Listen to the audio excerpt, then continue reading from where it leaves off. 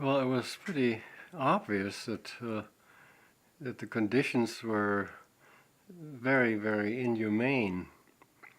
Um, they were beyond the imagination of people who um, didn't go there and see it. Um, and some that did go and see were, of course, only shown the more presentable parts and didn't realize what else was going on. Um, but um, except in private institutions, some of the private expensive institutions, where conditions were sometimes very nice actually, and they were all small, you know. The big public institutions uh, were just terrible. The Syracuse State School was a little bit of an exception because it was really the only one that from its beginning in the 1850s accepted only youngsters of school age and only more mildly retarded youngsters. And it was able to maintain an educational focus and a little bit more normality, you might say, than the other facilities that really soon became snake pits, you know, after their founding. Oh, it's a terrible long litany of awful things. Um, the crowding would, of course, hit you right away. Um, be it people crowded in sleeping spaces with bed next to bed and spaces never intended for sleeping being pressed into service as sleeping spaces, as being, you know, social areas being filled with bed where you had to climb over one bed to get into another, and the day spaces um, typically being one big room filled with people just milling about and often, of course, in a state of undress or poor dress and with nothing to do, and therefore having developed all sorts of awful behaviors. Um, and the restriction, many of the units were so-called closed, locked, you know. Others weren't. And there were some that usually for the higher functioning residents and who worked for the institution that were the least worst. Um, those residents, they could go on their own to their assignments wherever they were told to go and would work there and usually had the least worst kind of living and eating quarters. And of course, the dining halls were just often stripped, you know, no utensils. People maybe got a spoon, that's it. Sometimes the food was literally thrown at them. Sometimes it was thrown on the floor, like a bologna sandwich might be thrown on the floor for the resident to sort of dive for it. That, of course, led to terrible eating behavior, like people swallowing the food whole in order to make sure that they would get it at all, you know, that nobody else would grab it from them. And then that would lead to choking, of course, and so on. The attendants were often people of the least employable type, and certain number always were very problematic. You know, they would abuse residents, and that was very hard to catch. You know, it's a problem to this very day. We just read a report of what's going on in Ohio today. There was an awful lot of abuse all over the state, and it's virtually impossible to pin it with in a way that stands up in court, on the abusing employee, and that's the way it's always been. During the war, the Second World War, there was so few staff that sometimes a living unit would be locked up at night without staff. And you might have hundreds of people in a building on maybe 3 floors, each floor locked up, and maybe an attendant would make rounds once or twice at night. And so anything could happen, abuse of residents of each other, for instance. Not to mention, if there was a health incident or something, it wouldn't be attended to till probably the morning, if at all.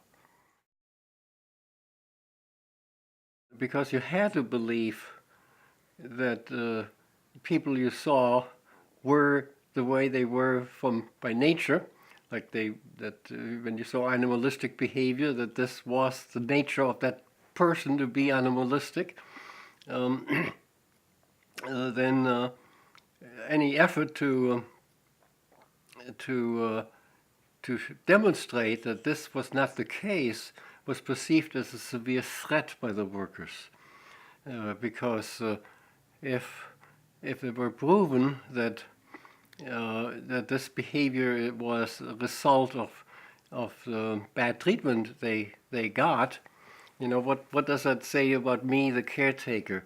That says awfully bad things about me, and so I have to believe that this bad behavior is just part and parcel of the nature of the impairment, and so efforts to bring about improvement were vigorously resisted and often outright sabotaged.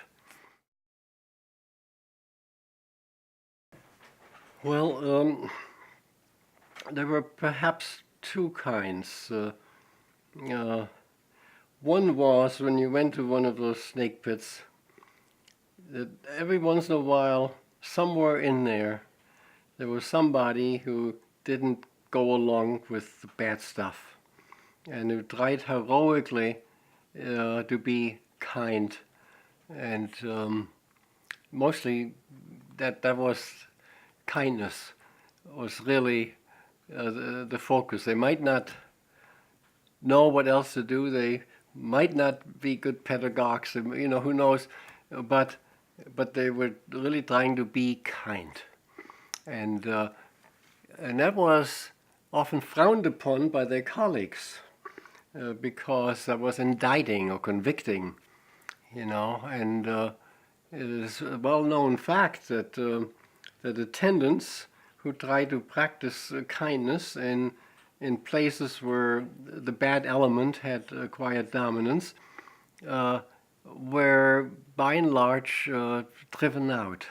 Their life was made impossible until they couldn't bear to work there anymore. And that was very, very sad, because those were the only people that the residents could turn to for consolation, and kindness. And the other kind of person that I looked up to were people who consistently had what I recognized as sound ideas, and did, as I say, consistently. And there were a number of people where I got into the habit of trying to read everything they ever wrote, or at professional conventions and so on. Always try to go to their sessions, to hear what they had to say, because my experience was that that's where you learn. These were truth seers, and these were the reliable sources. And even when they said things that sounded outlandish to you, I learned at first you discount what you think is outlandish that they say. When you realize that every time they turn out to be right, then you have to force yourself into a discipline of paying close attention to what they say that sounds wrong, because chances are that they are right and everybody else is wrong, because that's the kind of people that they are, the kind of foreseers. They can see further than others, and they can see deeper than others, even if nobody else sees it. And so they were, you call them heroes, at least they were models, to me, and I always tried to identify such people. I was always on the lookout. Who can I look to for reliable guidance and learning? And who were some of those people? Well, some nowadays nobody would recognize anymore. There was in England, there was Herbert Gunsberg,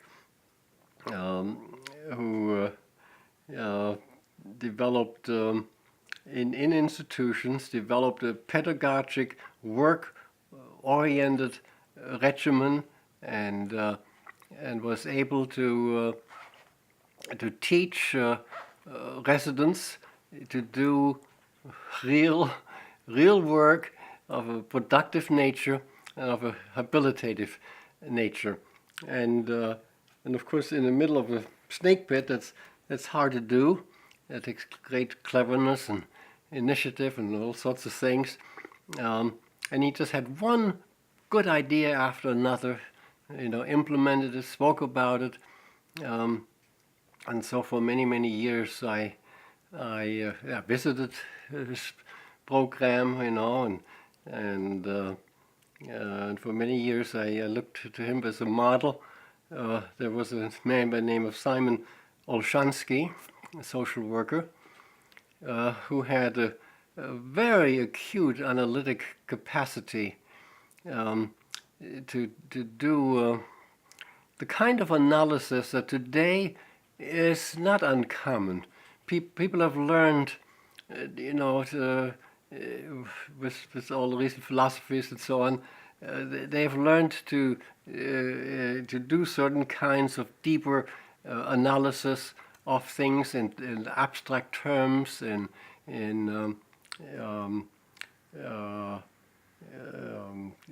theoretical terms, but that was uncommon in those days. Things were interpreted, observed and described and interpreted in a very concretistic fashion, like if there were bad conditions.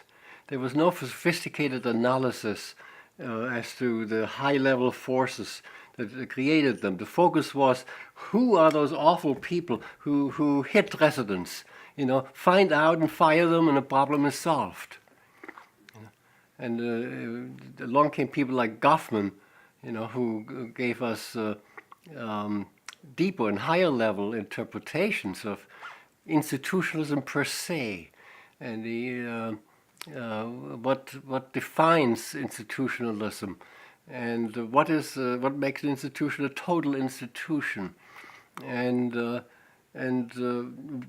somebody else came along and analyzed why is it that when people are institutionalized, they are subjected to certain regimens which are degrading. Where does that come from? Why? And so a sophisticated analysis was done called the degradation ceremonies, and what functions they serve. They serve very important functions, very similar to the military. Where you want to create a mass of obedient, pliable people who don't think very much of themselves and who can be easily controlled and marshaled and and sent to do all sorts of awful things, and repeatedly do it, and so on. So this is the kind of analysis just emerged in those days, when I came into the field, and this is the sort of thing you looked for. And another such person was a man called David Vail, who wrote the dehumanization and the institutional career, something like that, and systematically analyzed institutionalism, how persons become institutionalized, you might say, their mentality, and what it was about staff behavior that attributed to that, and a whole reform movement came out of that, called sometimes humanization, or there's another similar term. Rehumanization, yeah.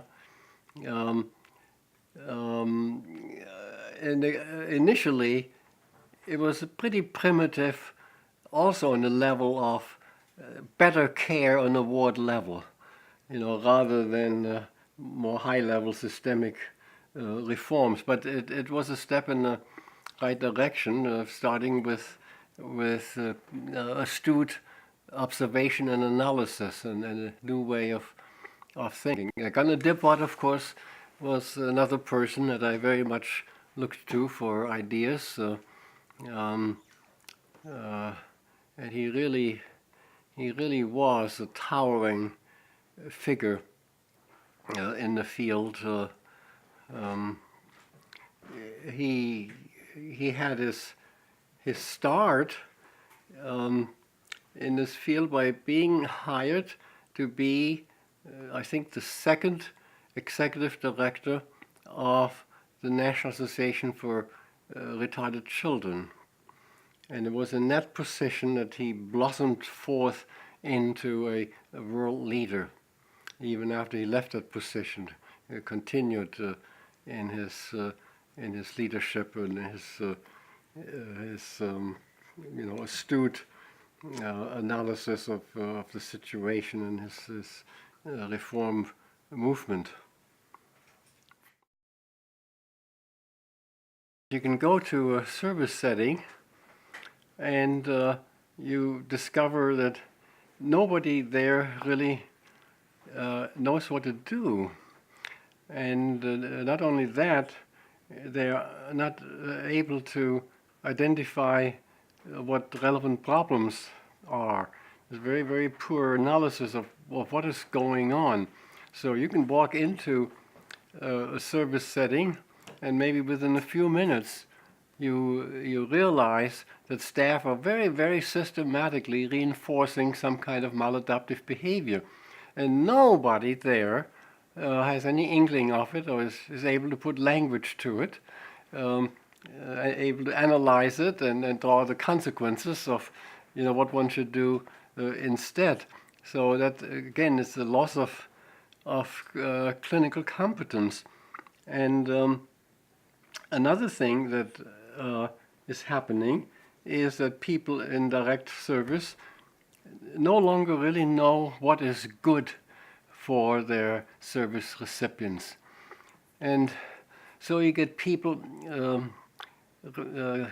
service recipients, who literally eat themselves to death, and nobody will say, no, there's no third or fourth or fifth helping, or somebody with diabetes will take 5 spoons of sugar in their coffee, and nobody will say, no, that we don't do that,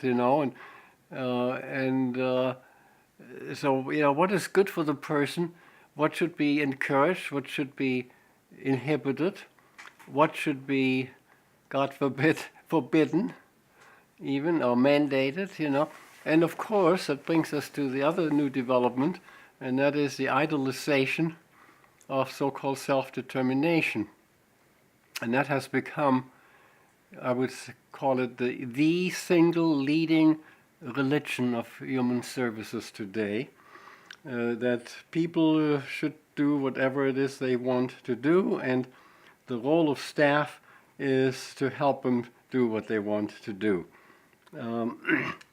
And so people engage in terribly self-destructive things, and staff are the facilitators and the enablers of these awful things. And of course, they're being taught from above that is the guiding ideology of the agency, self-determination. And you have to comply with what people say that they want. And it is assumed that what people say they want is in fact what's best for them. There's no critique, of that people sometimes want very self-destructive things. And there's no acknowledgement that there are people in positions of legitimate standing and authority to interfere and to say, we don't do that, we won't do this, or this is something you must do, and so it's just awful things, happen, as a result. So the clinical situation, you used to be able to go into a setting and there was a problem, somebody, there was a recurring difficult problem situation, and you'd be able to sit down and do what we called a clinical problem solving session, systematically trying to determine what is the source of that problem? Why is the person doing what the person is doing? And what, in consequence, if once we figure that out, can we do about it so that the problem is alleviated? And you can't do that anymore. Nobody knows how to do it. People don't want to do it. And it's certainly inconsistent with the self-determination ideology.